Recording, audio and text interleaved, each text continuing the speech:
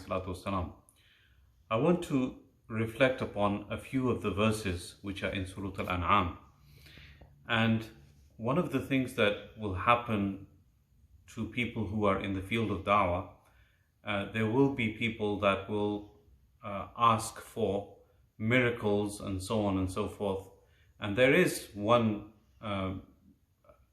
accusation against our beloved Prophet ﷺ that he didn't bring forth any miracles, which is a different subject of discussion which we won't discuss today.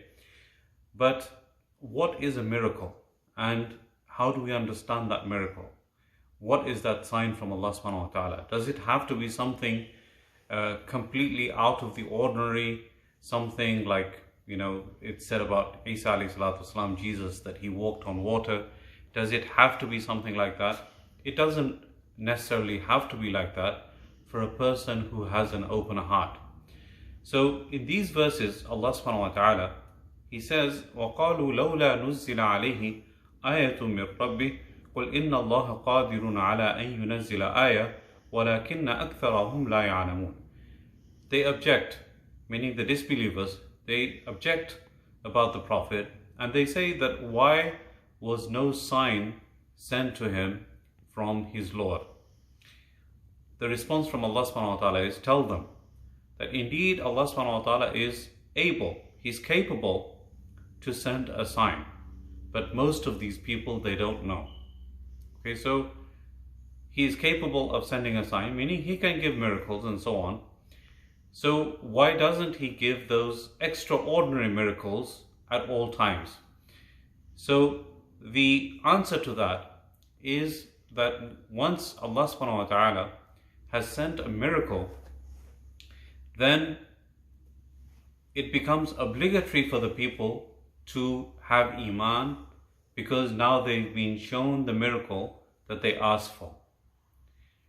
And at that time, if they do not accept, then the punishment of Allah subhanahu wa ta'ala becomes obligatory. And this is the sunnah of Allah subhanahu wa ta'ala. وَلَن تَجِدَ لِسُنَّةِ اللَّهِ تَبْدِيلًا. You will not see the sunnah of Allah subhanahu wa ta'ala changing. This has always been the sunnah. So Allah subhanahu wa ta'ala did not always send miracles on demand. He basically held back. He didn't send them simply because of this rule. But there are miracles that people do not pay attention to. And this is basically what the next verse talks about. وَمَا مِن دَابَّةٍ فِي الْأَرْضِ وَلَا طَائِرٍ يَطِيرُ بِجَنَاحَيْهِ إِلَّا أُمَمٌ أَمْثَالُكُمْ مَا فَرَّطْنَا فِي الْكِتَابِ مِنْ شَيْءٍ ثُمَّ إِلَىٰ رَبِّهِمْ يُحْشَرُونَ.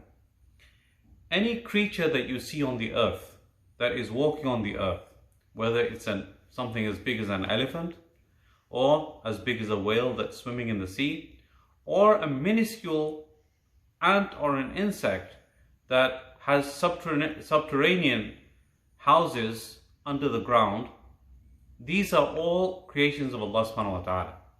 So every creature on the earth, and even birds that are flying with their wings, they are nations just like yourselves. They are nations just like human beings.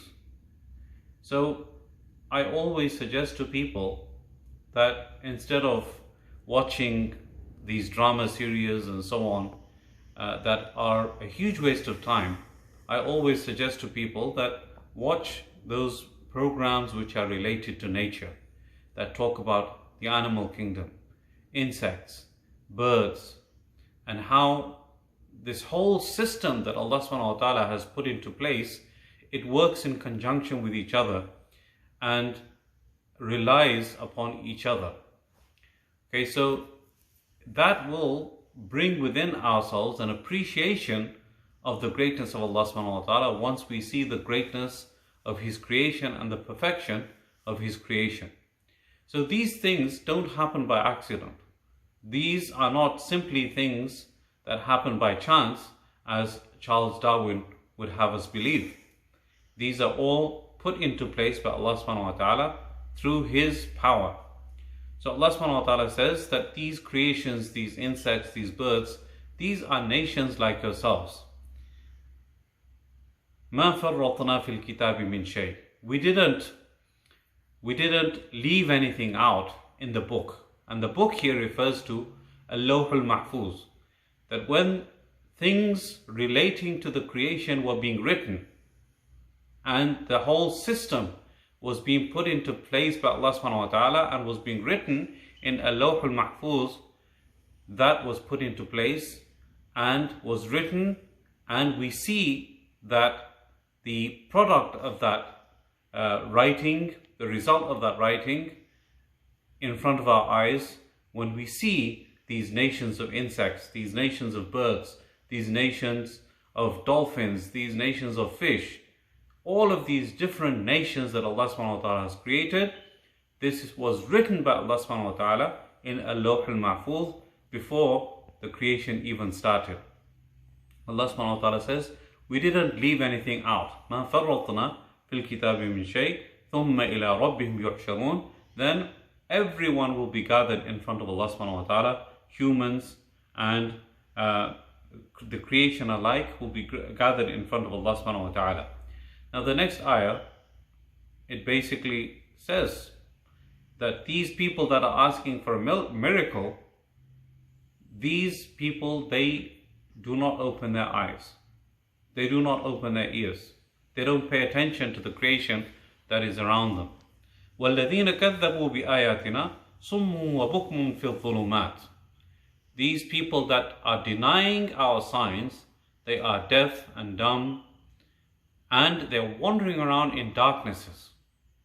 So instead of asking the Prophet for a miracle, just open up your eyes and focus on these creations that Allah subhanahu wa ta'ala has created, and that will give you a reflection of the greatness of Allah subhanahu wa ta'ala. And those people that don't open their eyes, they are deaf and dumb, and they are in these darknesses. Allah subhanahu wa ta'ala used the word here, dhulumat. In Surah Nur, Allah subhanahu wa ta'ala also describes misguidance as darknesses. There are so many different darknesses that a person could get into. The darkness of atheism, the darkness of agnosticism, the darkness of shirk. All these different types of darknesses are paths that a person can take, which take him away from the one nur and the guidance of Allah subhanahu wa ta'ala. ظُلُمَاتٌ بَعْضُهَا فَوْقَ بَعْضٍ. Darkness upon darkness, darkness upon darkness. إِذَا أَخْرَجَ يَدَهُ لَمْ يَكَدْ يَرَاهَا. If a person, he is in the depths of these darknesses and he tries to look at his hand, he cannot even see his own hand. وَمَنْ لَمْ يَجْعَلِ اللَّهُ لَهُ نُورًا فَمَا لَهُ مِن نُور. Whoever Allah subhanahu wa ta'ala does not give the light of guidance, he will not have any guidance. He will not have that nur. So Allah subhanahu wa ta'ala says, these people, they are wandering around in darknesses, they don't open their eyes and they don't look around them. They would see Allah subhanahu wa ta'ala in these creations. مَن يَشَاءِ اللَّهُ يُضْلِلْ. Whoever Allah subhanahu wa ta'ala wants to, he misguides. وَمَن يَشَاء يَجْعَلْهُ عَلَى صِرَاطٍ مُسْتَقِيمٍ. And whoever he wants, he puts him on the straight path. So this question comes up often, and Allah subhanahu wa ta'ala uses this kind of terminology in the Quran a lot, that if Allah subhanahu wa ta'ala wants to guide people, he will guide them. If he wants to misguide, he will misguide them. This is not simply Allah subhanahu wa ta'ala wanting to do that. It is those people not wanting guidance. So therefore Allah subhanahu wa ta'ala does not give them guidance. If they want guidance and if they seek guidance, Allah subhanahu wa ta'ala will give them guidance.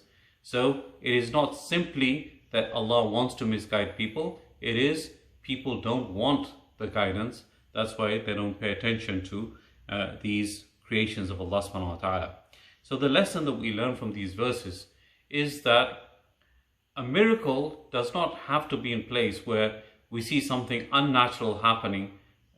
After that, and only after that, we will believe.